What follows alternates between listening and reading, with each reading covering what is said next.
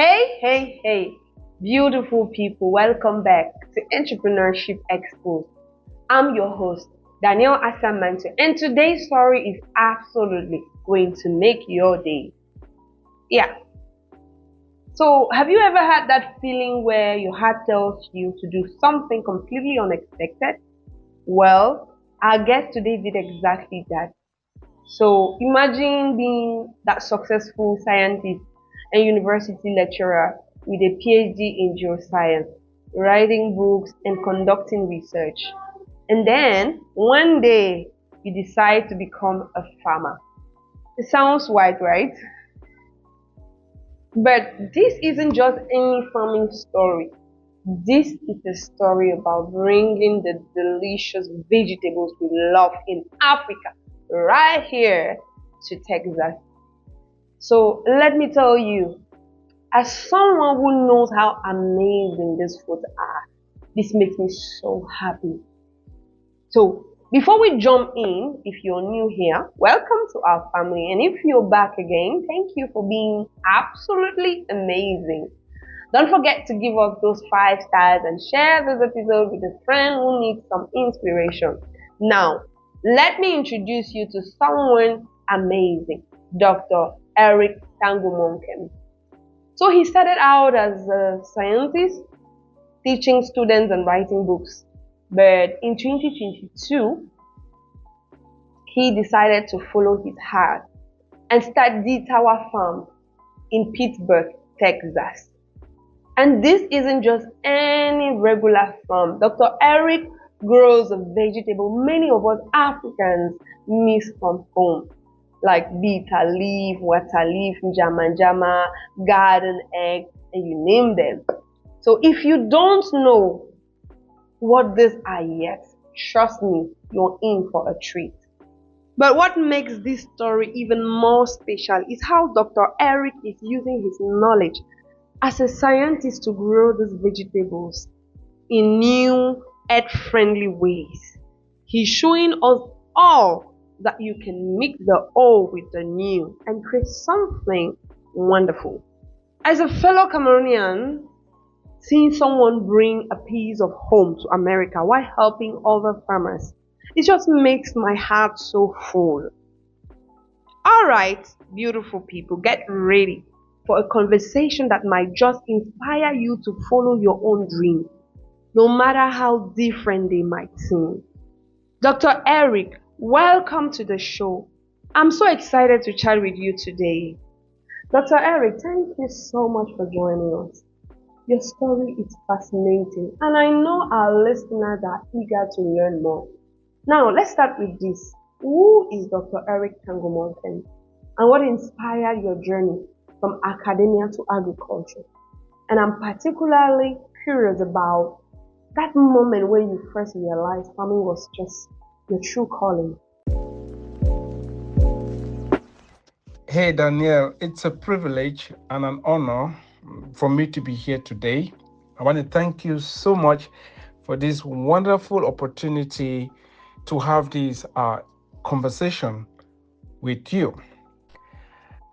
I'm on a mission to inspire, to equip, and motivate people to discover God's great potential in them, develop that potential, and deploy it. I'm a strong believer that none of us is here as a result of an accident, that at the point of our birth, our Creator endows us with special gifts or unique gifts that suit our personality. And those gifts are given to us so that we can use the gifts to serve each other. Nobody is useless. Everybody has something to contribute. And that's why it's very important for each person to discover what their gift is, develop that gift, and start using it to serve other people. My background, as you've said, is in geology. I'm a geoscientist. I worked in the oil and gas industry for a couple of years. And after that, I teach at many different universities.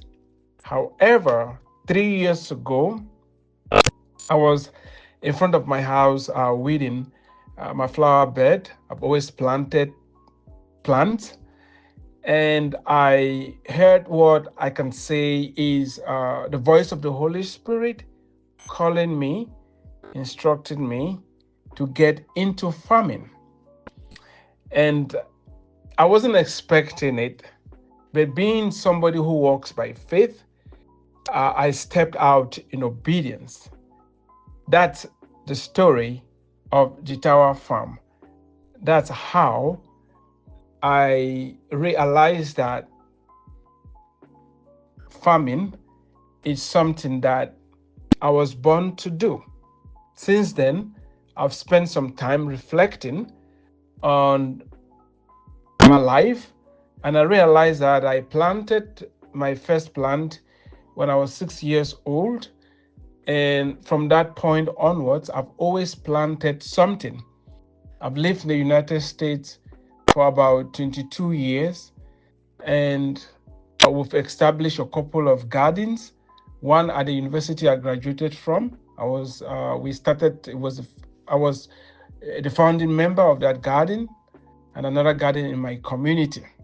So planting and taking care of plants is really something that comes very naturally to me. Wow, wow, wow. What an inspiring story, Dr. Eric.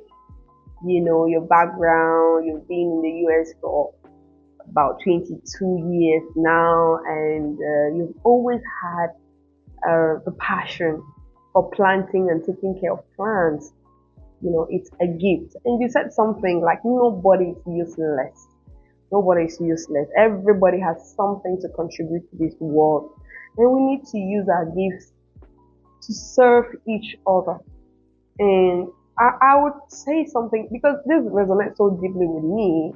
In 2020, when I started off my business, The Dreams, you know, I I discovered that the purpose of life is about leveraging what God has given us, which is our gifts, our skills, and our talents to serve each other. And you said it all. So, and I said a turning point for me was literally listening to the voice of the Holy Spirit to discover what is my purpose and what am I called to do. Like nobody is useless. You said it. And you said planting and taking care of plants has always been a gift to you. And you were able to follow your passion, using what God has given you, your gift, to serve others. So your story is absolutely amazing, and many people can learn from it that you need to start from somewhere. It's fascinating, and how you could literally, it's really it's unimaginable. Like when you talk about farming, but it's interesting to see how many people are being touched. I remember one of my aunts who lives in Arizona. I told him about what you're doing at DITAWA, and she was very, like she said, it's been over 20 years I've been in the US, and these foods like njama, I don't get them there. How, when I told when I told her about what you're doing, the foods and every other thing, she was so amazing. And I remember I connected you guys, and you know, so I love how you combine your scientific background with farming. Can you walk us through this transition? You went from academia to growing African vegetables in Texas. What made you take this amazing leap and dive into something as challenging and unpredictable as farming?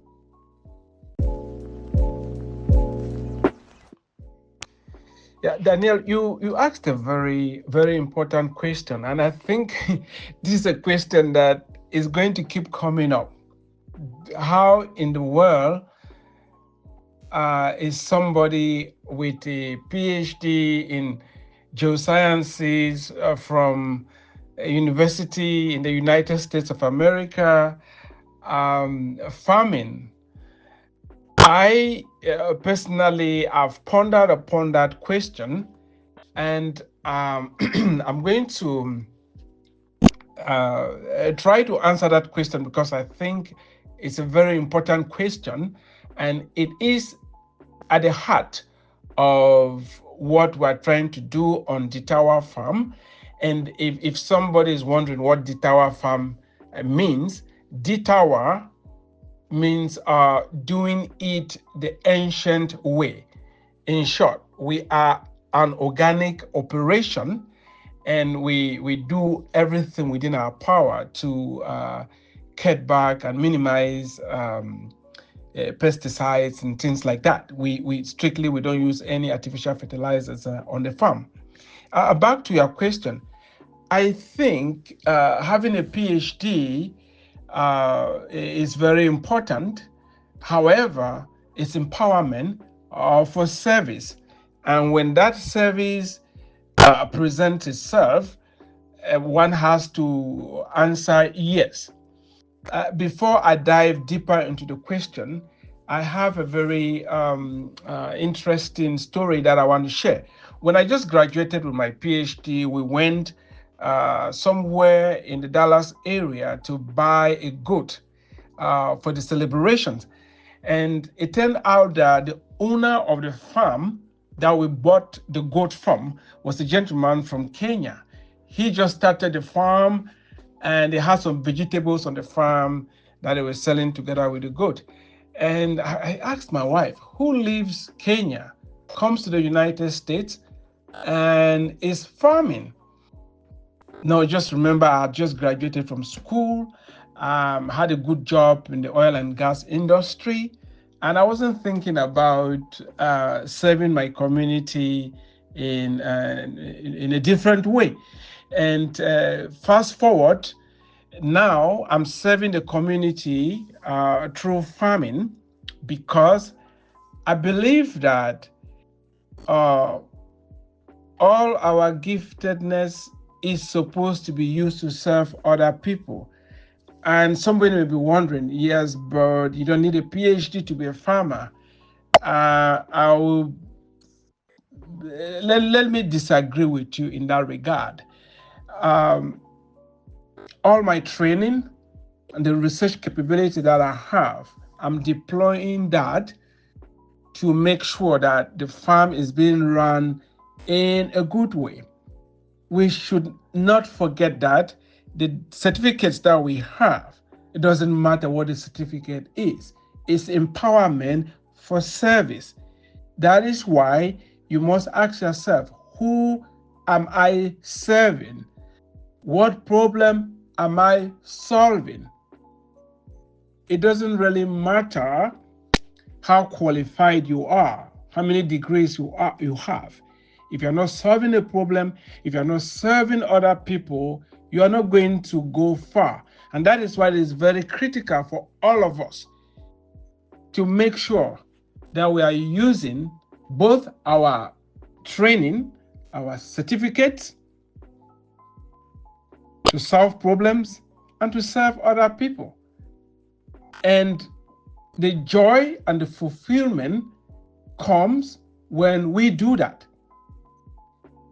Forget about the job title, forget about the degrees. What is really important is that we serve each other.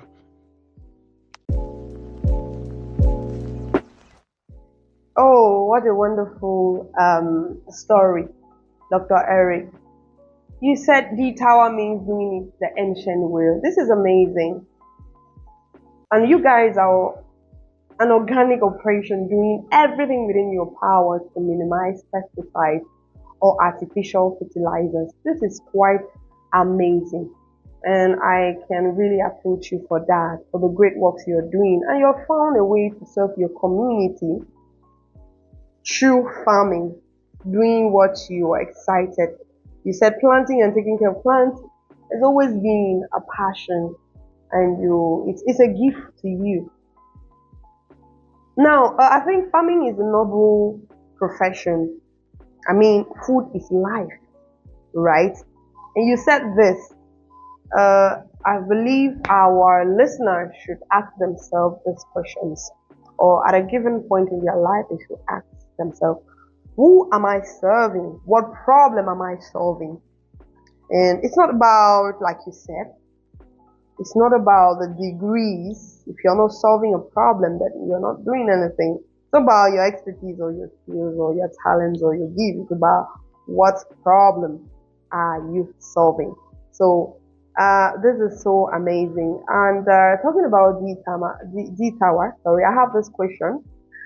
DITAWA Farm is such a unique venture. You're not just growing ordinary vegetables, you're bringing authentic African crops to Texas. Tell us a little bit about these special vegetables like Waterleaf and njama. Why did you choose these particular crops? And what has been the community's reaction to these new flavors? This particular question, it gets me emotional. There are times that I've shed a tear or so when I try to articulate the mission of DITAWA Farm, when I try to explain what is driving us. Why tropical vegetables? Why grow vegetables that resonate with the Africans in the diaspora in the United States of America? Food is very, very important. It's something that we do every day. Some people 3 times, and some people even more than that. And on a personal note, I have been growing my own tropical vegetables for almost 20 years since I moved to the United States. And that has helped me have a sense of belonging, and it has really helped to reduce my homesickness. Remember the children of Israel when they left Egypt and they were in the desert. One of the things that made them to want to go back into slavery in Egypt was food. They told Moses, we need to go back to Egypt and eat cucumbers and garlic and onions, fish, you name it. Food is very, very important. And most of the Africans in the diaspora miss eating the type of food they ate growing up. And DITAWA Farm is trying to meet this need. We want to solve this problem. When I just started the farm, a lady from Cameroon came to buy njama. She had just been in the United States for 3 years. And she said she likes eating njama so much that at times she feels like she should just get on board the plane, fly to Cameroon, and eat njama. She was saying so because for her 3 years in the United States, up to the point that she met me, she had not eaten njama, and she was having a very strong craving for it. She's not the only one. Somebody came to buy cocoyam leaves and said they've not eaten cocoyam leaves for about 22 years. So most of the immigrants have this deep longing for authentic foods that they ate growing up. And we are trying to make sure that they feel at home so they can do well in whatever country they are living in. This is an idea that we're going to spread it abroad into other countries that the African diaspora are living in. So the first reason why we are growing tropical vegetables is to meet the needs of the Africans in the diaspora.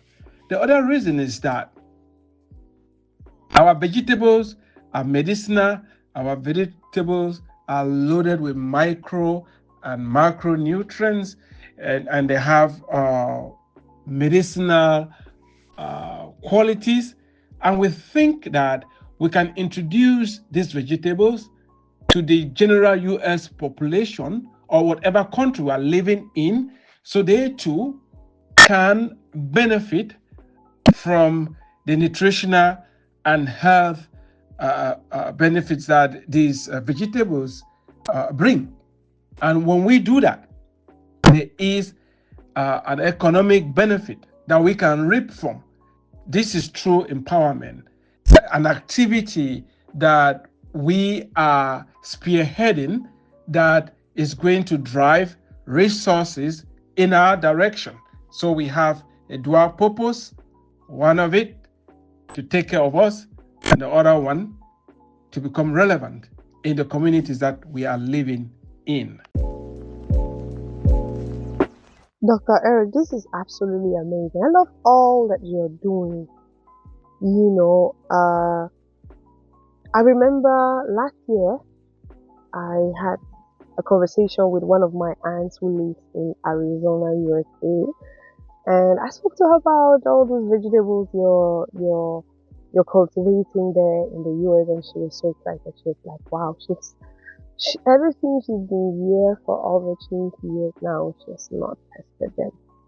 Or while she's there, you know, she comes to Cameroon maybe once after 5 years or many years, and she only eats them while she's here, and while she's there, you know, she never gets them. So when I spoke to her about DITAWA Farm and the fact that she could join your community over there, your group, and order it online, you know, through your platform, she was so amazed. And since then, she's been one of your customers. You know what I'm talking about. So now, the reason I like that you're growing these tropical vegetables to meet the needs of Africans in the diaspora, and that your vegetables are nutrient rich and have medicinal qualities. So definitely those are the qualities of these Africans vegetables, and introducing them to the US population promote these vegetables so that they too can benefit from their nutritional and health benefits. This is quite amazing.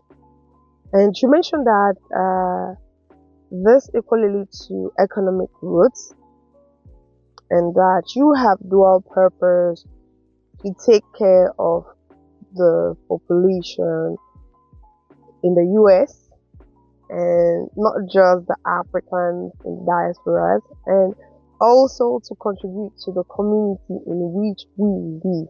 And this is a great example of serving, like leveraging what you've got, your gift, your skills, and your talent to serve others, which is answers the question, what can you do? What's the problem you're solving at this point? And one thing that really strikes me here is, or one thing that really strikes me about your work is how you're breaching two worlds, bringing African agricultural traditions to American soil. So now, Dr. Eric, can you share some examples of how you're combining these different farming approaches? What traditional methods have worked particularly well in Texas? Or simply, you're not just growing food, you're bringing a piece of Africa to America. So I would like to know, and I'm sure our listeners would also like to know, what's that journey been like? You know, yeah. So Indeed, we are bringing a piece of Africa to the United States of America, as you have brilliantly stated. Personally, I can say that I have been a little surprised by how well the plants have done, uh, because being tropical plants and the United States being a temperate area, I didn't expect the plants to thrive the way they have. It's been very, very exciting. However, I think uh, we are incorporating traditional farming methods and some of the modern farming methods that are practiced in the United States. For example, using tractors to till the soil and also form some of the beds, and also practicing no-till and using uh, chicken droppings, goat droppings as manure instead of artificial fertilizers. And I think part of what we're doing that incorporates African farming practices is mixed cropping. So we don't do monocropping. You know how here in the West, you have a farm that is just maize or wheat or potatoes. In our own case, we mix our vegetables. We may have a bed that we are having water leaf mixed with okongobong or sweet bitter leaf or bitter leaf mixed with um, water leaf. And in some cases, we have pumpkins that are growing in our garden plants. And so this maximizes the space and also act as weed control. And so it helps the soil to do better with time and to maximize the yield per acre. So that is how we're combining some of our African farming practices and the farming practices in the United States. And something is irrigation as well, that we have irrigation installed in the farm. And so this helps us during the when there's no rain to keep the plants going. Dr. Eric, this is impressive to observe the successful cultivation of tropical plants in the United States. Your integration of traditional and modern agricultural techniques is quite, I must say, commendable. And this endeavor, it requires a lot of dedication and perseverance. And you mentioned that you're using manure as an alternative to artificial fertilizers, coupled with mixed cropping practices, which is quite an advantage. And you're optimizing land use and potentially improving soil health over time, thereby maximizing yield per hectare. Now, we are thinking about the implementation of an irrigation system further enhances this effort. And this approach offers a valuable model for other agricultural operations. And I believe for farmers here, they can or they understand what you're talking about, Now, let's talk about the real challenges of starting a farm from scratch. I know our listeners would love to hear about both the victories and the setbacks. What was your biggest oh no moment? And how did you turn it around? I think these stories really help people understand the entrepreneurial journey. Oh, challenges, Danielle, challenges. If I tell anybody that I have not doubted myself and if I'm on the right track or not, I'll be lying to you. Um, it's not been easy starting a farm from scratch because of the nature of farming and some of the unique challenges that are associated with DITAWA Farm, because I was not born and raised in the United States. And so when we started looking for land for the farm, we could not find land that is very affordable close to the city. So the farm is actually 2 hours drive from the city where I live.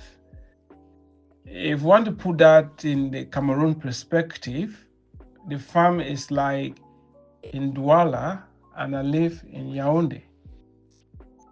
So you drive for 2 hours in the morning, you get to the farm, you walk all day, and you drive back.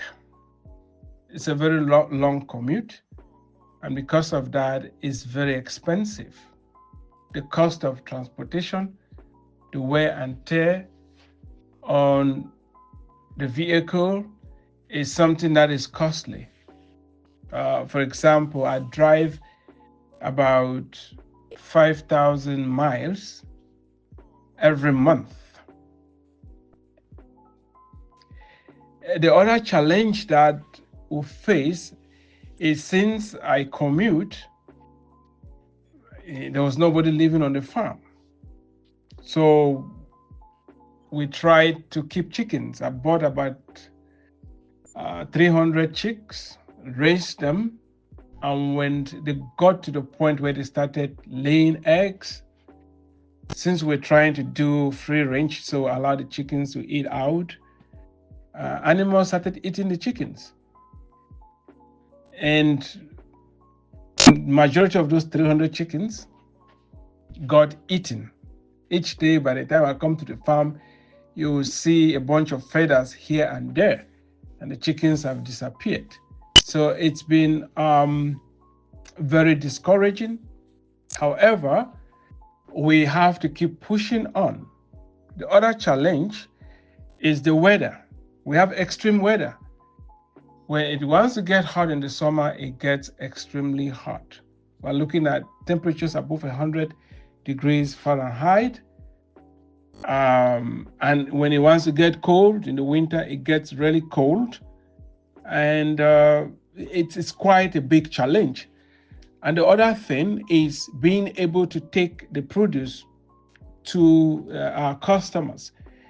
People don't yet know about the farm. We're building our customer base. When I just started, I'll harvest and bring to town, not knowing what I was going to do with it. And so it was really very stressful. But the situation is getting better as the word is going out, and more people are beginning to patronize what we are doing. There have been times that I felt like giving up, to tell you the truth. The entrepreneurial journey is not for the faint at heart.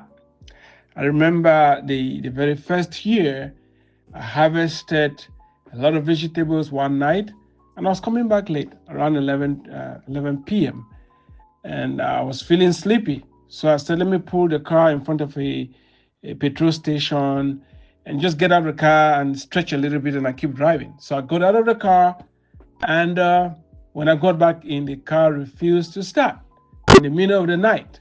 I'm far from the city, and I had to call an emergency tow truck to come that night and tow me to the house and drop the car at the garage.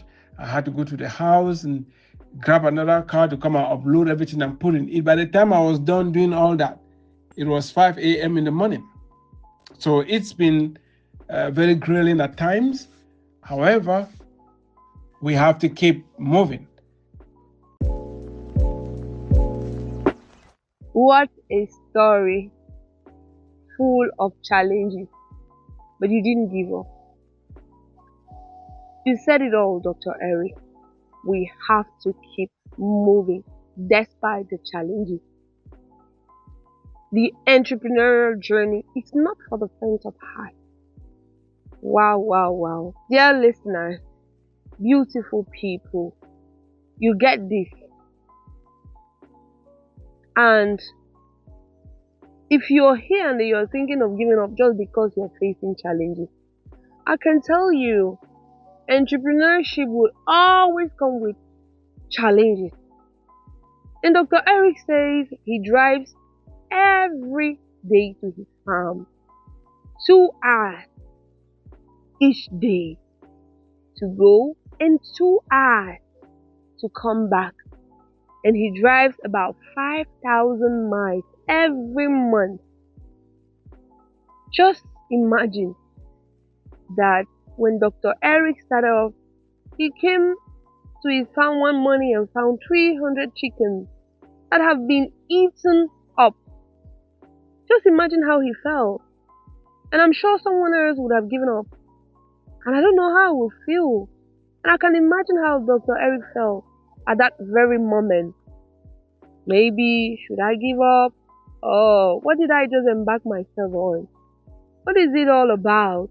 You ask yourself so many questions, but his purpose was serving others. There was a need, and he needed to satisfy it, doing what he loved. Now, remember the moments where the weather can be extremely hot or extremely cold. And he mentioned that he just started. He had this challenge of taking produce to the market. And this moment where he got stuck with a car breakdown from 11 p.m. to 5 a.m. Think about this moment you've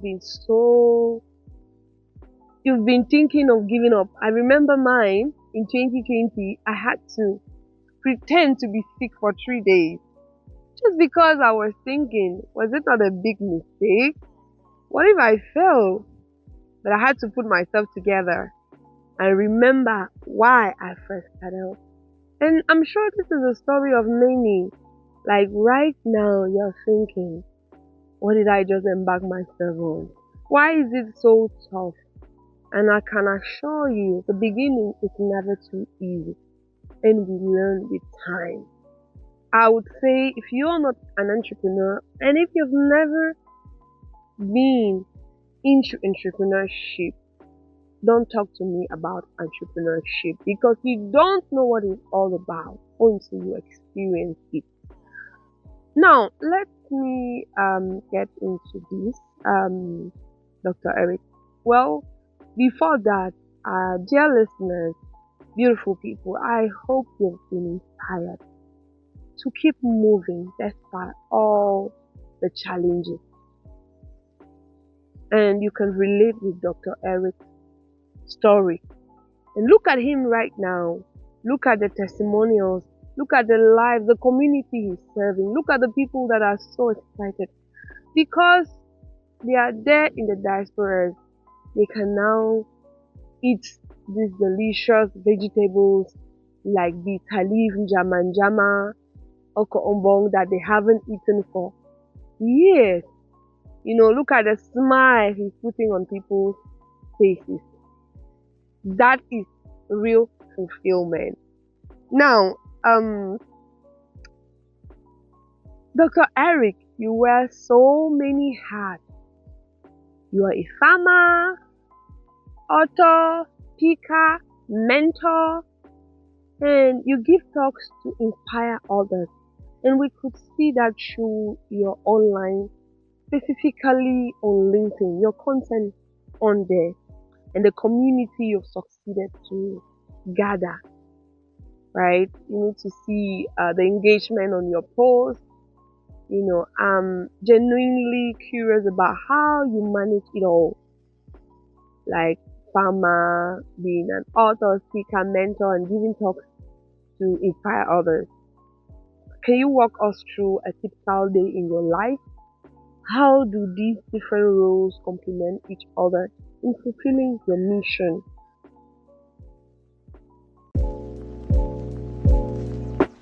Oh, yeah, this is an interesting one. This is an interesting one. Yeah, wearing many hats. I think about this a lot. I think about this a lot. And once in a while, I'll remind myself that people like Elon Musk, they wear many hats. He runs multiple companies. He's not the only one. There are many other people out there that do multiple things. And to your point, yeah, I wear many hats. I'm a farmer. I am an author. In fact, I've authored more than 22 books. And I'm a speaker. I'm a mentor. Yeah. And when somebody hears that, they're like, okay, how do you manage all this? Are you a jack of all trades and a master of none, or what's going on? I think the very first thing that I realized was giving myself the permission to do multiple things, to express myself in many different ways. And there's always this. I need to address this in a way that if you are listening to me and you're also trying to wear many hats, and there's that voice that keep telling you, why are you wearing many hats? Can't you just do one thing? Please don't listen to it. It's okay to wear many hats. We do what we call time blogging, where when you want to do something, you focus on it, do it, and move to the next task. It's not easy. You have to give yourself the permission to wear many hats. It's okay to do different things because some of us have multiple gifts. We're talented in many different ways, and somebody like me, for example, I don't like to be bored. I don't like things that are monotone. I like to change activities, and I think right now it works for me very, very well. You asked for my typical day. Okay, for example, I go to the farm on Monday, and so when I get up in the morning, after with my morning meditation, I will do morning prayer in the house. I get in the car, and I'm driving to work. When I'm driving to work or driving to the farm, it's 2 hours drive, and during that time, I'm talking with my customers. So I'll call the customers to follow up. Maybe some of them want to place an order, or maybe some of them have questions, or some of them need to be prayed for. Some of them need a word of advice. So I use part of that time to talk to my customers when I'm going to the farm in the morning. I have a publishing company, IEM Press, and I will call my managing editor, and we discuss ongoing projects that we're having as I'm driving to work, to the farm. When I get to the farm in the morning, as I'm weeding or harvesting, whatever I'm doing, I have my ears set on, and during that time, I'm talking to people, both customers, those that are mentoring. I'm working at the same time. And there are days that I need to shoot a video. And so I may shoot the video in the middle of my work day or at the beginning before I get started. When I'm coming back, I still have 2 hours. And during that 2 hours, I'm making phone calls, I'm talking to people. And at times I'm just quiet. I'm meditating upon the next thing to write or the next thing to do. That is a typical Monday for me. And when I get home, I teach online.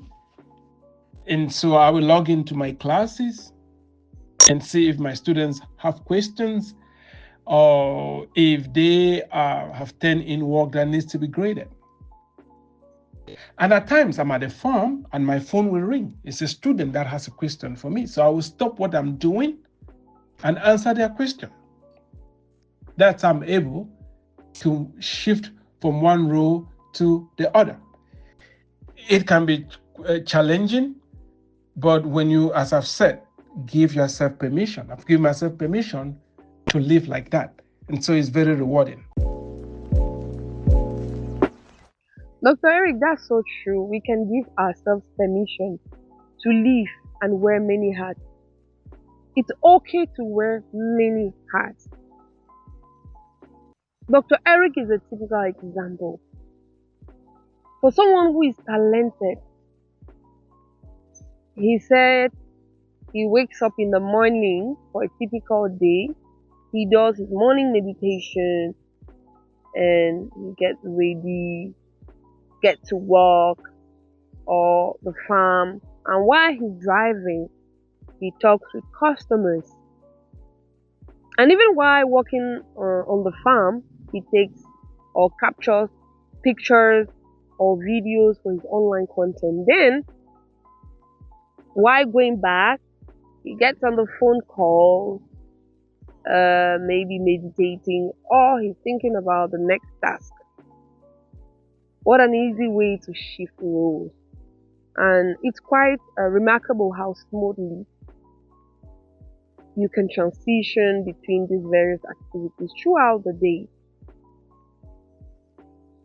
But now, there must be so many rewarding moments at DITAWA Farm. Dr. Eric, could you share a particular story that stands out?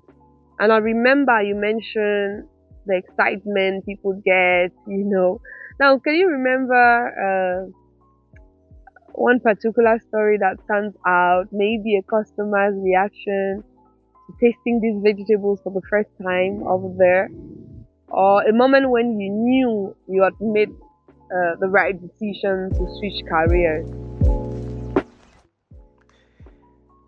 Danielle, there are many circumstances or situations that have brought me immense joy and satisfaction that has confirmed that I am on the right track. Once in a while, a customer will make a remark that will just make my day. I know we are trying to make sure our operation is profitable, but to tell you the truth, money is not the only driver. It's just the joy of bringing fresh, authentic, tropical vegetables to our people. There are customers that have shown up to pick their fresh vegetables, and some of them will just break into a dance. One customer was pregnant during the second year of DITAWA Farm, and she called me. She said, "My baby is craving for pumpkin leaves." I told her, "Tell that baby that the baby has met their match." And so she showed up and ordered a lot of pumpkin leaves. We supplied, and she gave birth to the baby and brought the baby to buy some other vegetables, and we're laughing about it. Oh, this is the pumpkin baby. And another customer, her sister came from Nigeria. She was diagnosed with cancer, and they needed fresh okongobong. The Nigerians call it ugu, for juicing, because okongobong is very good in replenishing blood. So her sister was undergoing chemotherapy. For some people, when they're doing chemo, they also have to take supplements for blood. But in her case, DITAWA Farm provided organic ugu to them, and she was able to juice it, and her sister did not take any, they did not do any blood transfusion.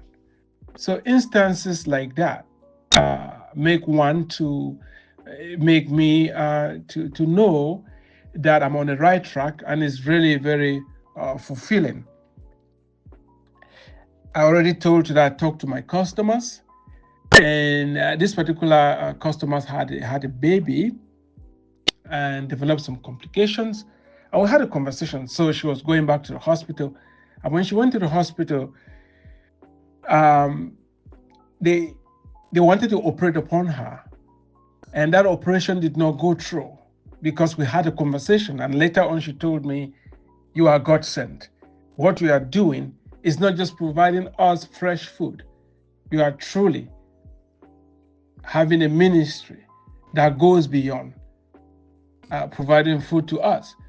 These are just a few examples of many, many, many other examples of the joy that the DITAWA Farm is bringing in our community. Dr. Eric, I agree with those women. You are God sent. Yes, the fulfillment you get when you see people happy because of your work, it's it's quite, fulfilling. It's not just about the money. The moment, like you said, this customer would dance because they are happy and satisfied. The pregnant woman who needed pumpkin leaves for the baby, and the instances where this woman from Nigeria needed alcohol bomb and it saved people's life against blood transfusion. Isn't this fulfilling? You've made one of the boldest career pivots I've ever heard, from academia to agriculture. Now, for our listener who might be feeling stuck in their path, careers, or dreaming of making a big change, what wisdom can you share?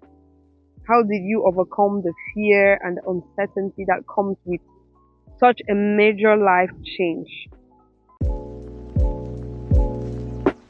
Danielle, this is, wow. I like the quality of the questions that you're bringing up. You've put a lot of thought in this, and I think our audience is going to benefit a lot as well. I don't know if it's Winston Churchill who said that courage is not the absence of fear, but the willingness to carry on in the midst of fear. So if I tell you that I took this step because I had crossed every T and dotted every I will be lying to you. Fear is expected because we live in a world of uncertainties. And the only way to face your fear is to gather as much information as you can. But that alone is not enough. At one point, you have to move from gathering information to start acting on that information. And you're going to learn, make a lot of adjustments as you take the first step. And in some instances, it will be important for you to reach out to ask questions from other people that you think are doing the same thing that you are interested in doing. Because if you are stuck in your career, or you are stuck on a particular job or in a particular situation, and you don't do something about it, nothing is going to change. You have to do something. And it's very, very scary when you think about making this major career move. Um, Everybody's situation is different, and I don't want you to be under the impression that there is only one way for you to do it. I have a book. It's titled Help, I Hate My Job. And in that book, I'm presenting 3 solutions. If you hate your job, please, please, it's okay for you to hate your job. If you don't like your job, you're not committing a crime. Talk about it. Yes, face the fact that you hate your job. By the way, you're not alone.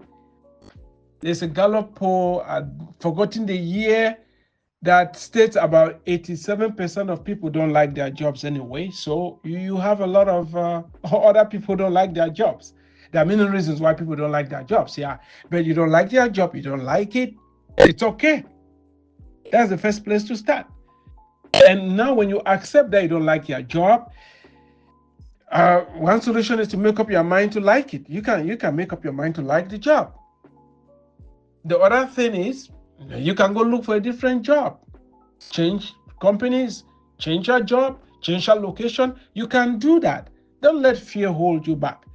The third thing is that you can create a new job. You can create an opportunity. You can start your own business. And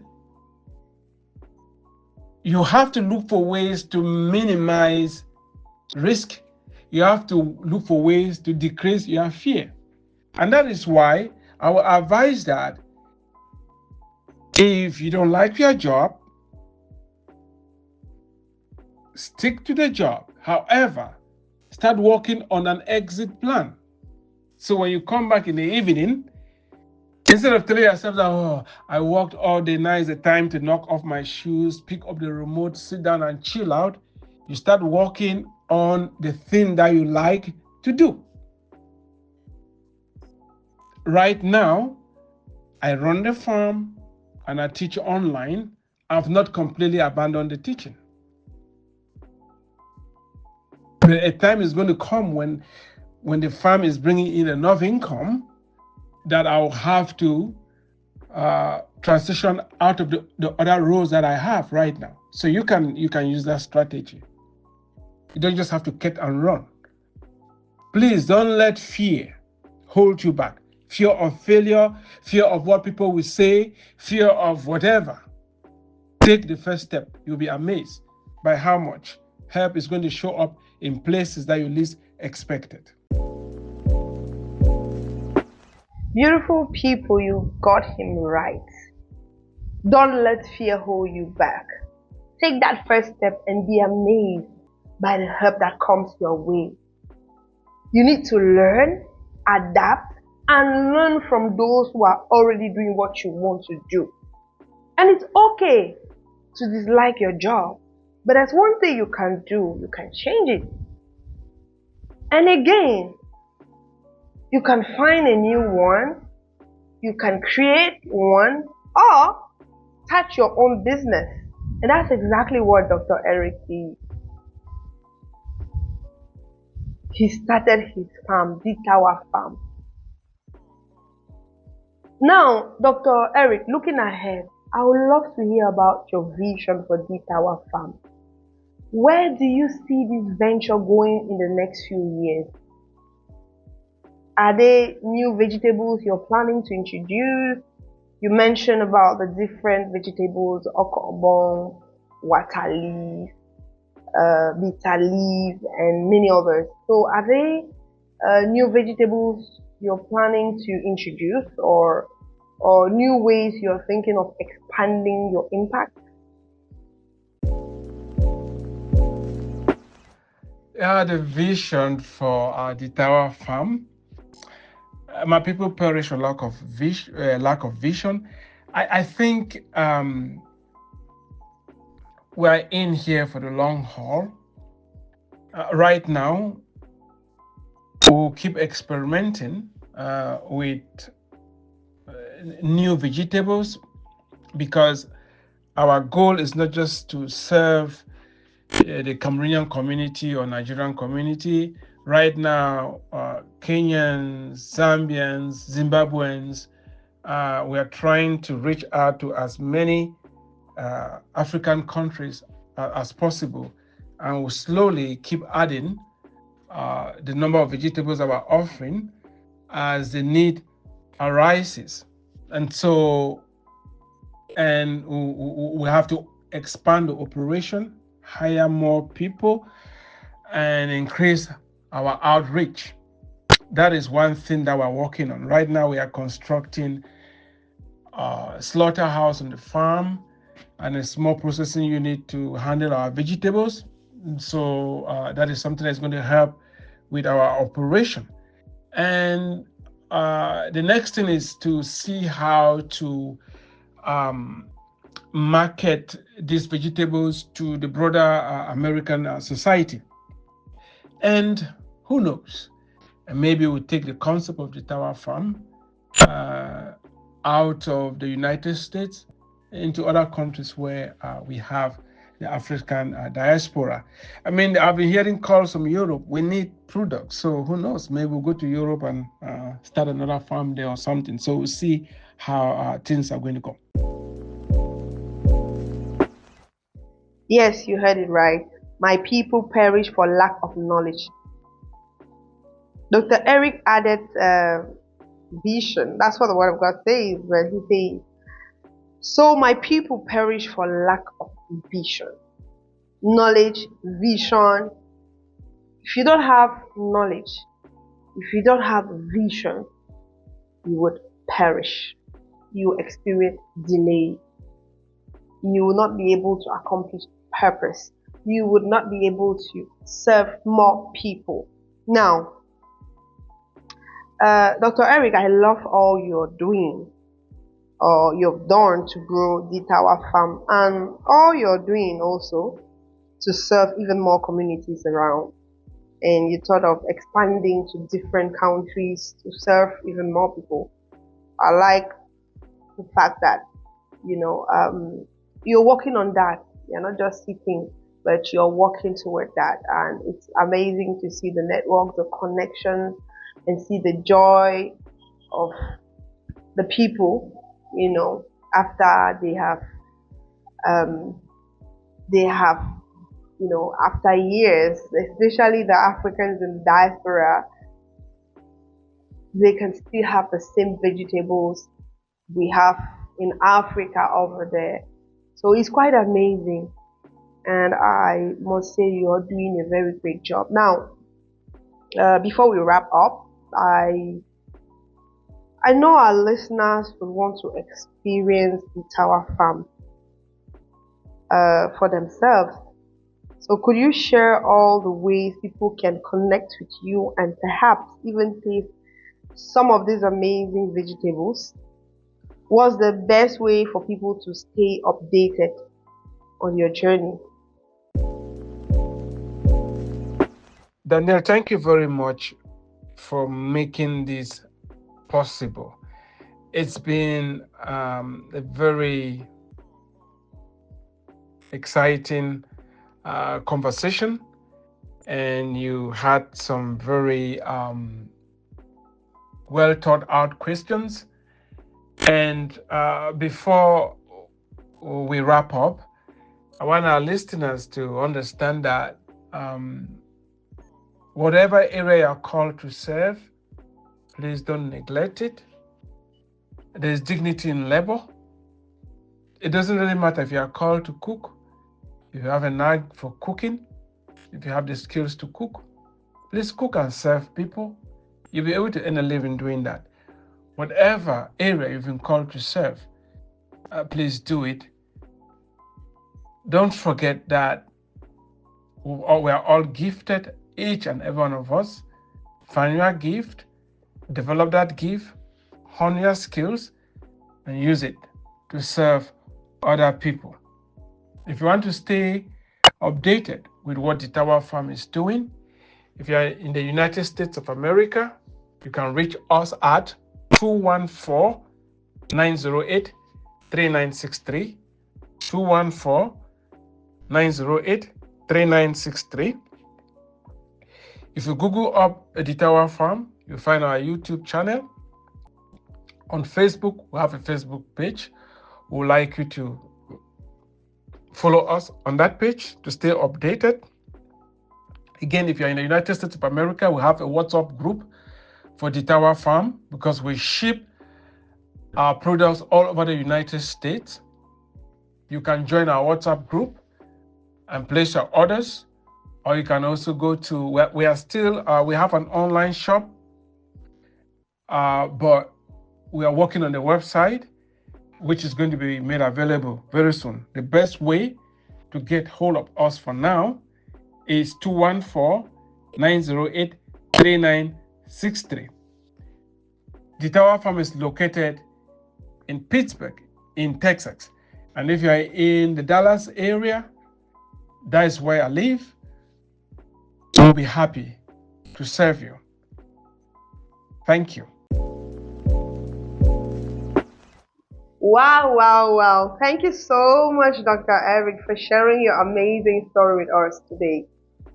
You are showing us that it's never too late to follow your heart or do something completely new or even serve your community. You're putting a smile on people's faces.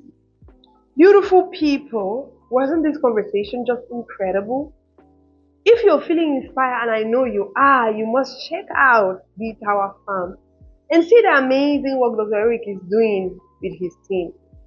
If you want to learn more about DITAWA Farm or connect with Dr. Eric, you can find them online at bantudor.com or follow them on social media. They are based in Pittsburg, Texas. They're serving Dallas-Fort Worth area with the freshest organic tropical vegetables. To our listeners, if this episode resonates with you, don't forget to connect with Dr. Eric on social media and learn more about his incredible work, empowering farmers and transforming agriculture. Remember, whether you're thinking about making a big change in your life or just dreaming about something new, your dreams matter, and it's never too late to start. If you enjoyed this episode, please give us a 5-star rating, leave a review, engage on this post, or share it with a friend. Follow me, Danielle Manso, your host, on Instagram, LinkedIn, Twitter, TikTok, YouTube, Spotify, AudioMac, and follow Entrepreneurship Exposed for more inspiring content. This is Danielle Manso, and I will see you next week with another amazing story. Keep dreaming big and being wonderful. See you next time, beautiful people.